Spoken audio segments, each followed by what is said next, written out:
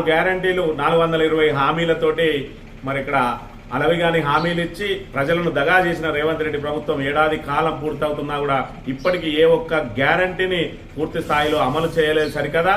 ఇప్పుడు విజయోత్సవ సంబరాల పేరుతోటి మరి ఇక్కడ ప్రజలను ఏదైతే ఏమార్చే ప్రయత్నం చేస్తా ఉన్నది, మరోసారి దగా చేసే ప్రయత్నం చేస్తా ఉన్నది. ప్రజల దృష్టిని మరల్చే కార్యక్రమంలో భాగంగా ఈరోజు పెద్దపల్లిలో యువ వికాసం పేరుతోటి అక్కడ పెద్ద ఎత్తున సభ నిర్వహించడానికి గ్రామాన మరి ఇక్కడ ఏదైతే మహిళలు యువకులు ఎవరైతే ఉన్నారో వాళ్ళందరికీ కూడా 200 చొప్పున 300 చొప్పున వాళ్ళకు డబ్బులు ఇచ్చి పెద్ద ఎత్తున జన సమీకరణ చేసి ఇక్కడ రేవంత్ రెడ్డి ప్రభుత్వ వైఫల్యాలు ఏవైతే ఉన్నాయో వాటిని కప్పిపుచ్చుకోవడానికి సభ భారీ ఎత్తున సక్సెస్ అయింది. దాంతో మరి ఇక్కడ ప్రజల్లో ఎక్కడ కూడా వ్యతిరేకత లేదు అని చెప్పి పెట్టుకునే ప్రయత్నం చేస్తా ఉన్నాడు రేవంత్ రెడ్డి. ఈరోజు యువ వికాసం పేరుతోటి పెద్దపల్లి ఏదైతే సభ నిర్వహిస్తా ఉన్నాడో మరి యువ వికాసంలో ఇచ్చిన గ్యారంటీ ఏదైతే ఉన్నదో 5 లక్షల విద్యా భరోసా కార్డు ఇప్పటి వరకు ఏ ఒక్క వ్యక్తికైనా ఇచ్చిన వారు రేవంత్ రెడ్డి అని చెప్పి నిన్ను సూటిగా ప్రశ్నిస్తా ఉన్నాం. అదేవిధంగా ప్రతి మండలానికి ఒక ఇంటర్నేషనల్ స్కూల్ పెడతా అన్నావు. ఇప్పటికీ మొత్తం రాష్ట్ర వ్యాప్తంగా ఉన్న ఏ ఒక్క మండలంలోనైనా నువ్వు మరి ఇంటర్నేషనల్ స్కూల్ను పెట్టిన ఘనత ఉన్నదా?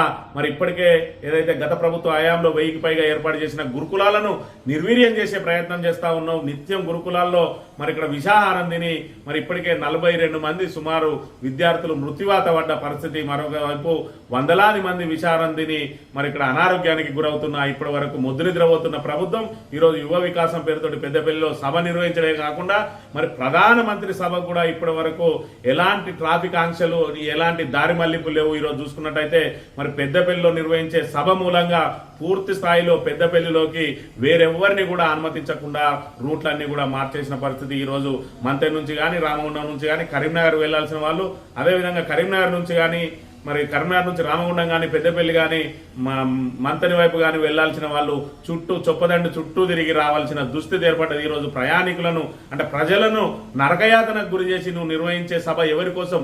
ఈ విజయోత్సవ సంబరాలు ఎవరి కోసం? నీ పాలనలో, నీ అసమర్థ పాలనలో ఎవరు ఇప్పటి వరకు సంతోషంగా ఉన్నారనే విషయాన్ని చెప్పాలి. ఈరోజు ప్రజలను ఏమార్చడానికి నువ్వు మరి పెద్ద ఎత్తున జన సమీకరణ చేసి వాళ్ళకు డబ్బులు ఇచ్చి సమీకరణ చేసి సభలు సక్సెస్ చేసుకున్నంత మాత్రాన ఈరోజు ప్రజల లోపల నీ మీద మరి గూడు కట్టుకున్న వ్యతిరేకత ఏమాత్రం తప్పిపోదు. నిన్ను ఖచ్చితంగా 6 గ్యారంటీలు అదేవిధంగా 420 హామీలు పూర్తి చేసే వరకు నిన్ను అదేవిధంగా ఉప ముఖ్యమంత్రిని మరి ఈ అబద్ధపు హామీలన్నింటినీ రూపకల్పన చేసిన మరి దుద్దిల్ల శ్రీధర్ బాబు మంతని ఎమ్మెల్యే ప్రస్తుత ఐటీ మంత్రిని కూడా ఖచ్చితంగా ఎక్కడికక్కడ ప్రజలు మరి నిలదీస్తారు. మేము కూడా మిమ్మల్ని ఖచ్చితంగా నిలదీస్తాం. మీరు ఏదైతే మాట్లాడితే కేసులు పెడుతున్నారో మీరు వందలాది కేసులు పెట్టుకున్నా మాకు ఒరిగేదేమి లేదు. మీరు ఎన్నైనా కేసులు పెట్టుకొని మీ రాక్షస పాలన ఖచ్చితంగా ఎండగడతాం. శ్రీధర్ బాబు మంత్రిలో నువ్వు ఇంకా రాక్షస పాలన ఏదైతే గతంలో చీకటి పాలన ఏ విధంగా అయితే చేసినావో 2004 పూర్వం ఇప్పుడు కూడా అదే కొనసాగిస్తా ఉన్నావు. ఇప్పటికే అనేక కేసులు నమోదు చేస్తా ఉన్నావు. నువ్వు ఎన్ని కేసులు నమోదు చేసినా నీ బండారం బయటపెట్టక తప్పది. నిన్ను ఖచ్చితంగా 2028 ఎన్నికల్లో చిత్తుగా ఓడించక తప్పదు అనే విషయాన్ని గుర్తుపెట్టుకోవాలి. మేం కాదు, ప్రజలే సిద్ధంగా ఉన్నారు. నీ అబద్ధపు హామీలను మరి నమ్మి ఓట్లేసిన ప్రజలు నిన్ను గద్దెదించడానికి సిద్ధంగా ఉన్నారు. ఖబర్దార్ రేవంత్ రెడ్డి, ఖబర్దార్ శ్రీధర్ బాబు అని చెప్పి హెచ్చరిస్తా ఉన్నాం.